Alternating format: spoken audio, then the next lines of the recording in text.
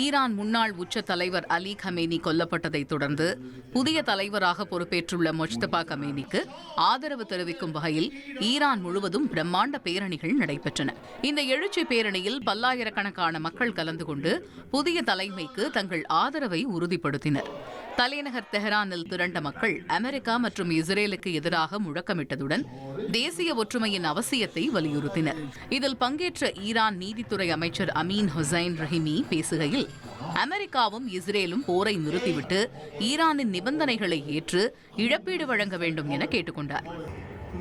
1,28,00,000 மனங்களை வென்ற தந்தி TV YouTube channel. தவிர்க்க முடியாத தம்ப்நெயில், கலக்கலான கான்டென்ட்ஸ். நீங்களும் இந்த குடும்பத்தில் இணைய இப்பவே சப்ஸ்கிரைப் பண்ணுங்க. அசுரபலம் கொண்ட எங்கள் டிஜிட்டல் கரங்களில் உங்கள் விளம்பரங்களை சேர்க்க வாட்ஸ்அப் பண்ணுங்க. 8939888838. Email advttv@dttv.in.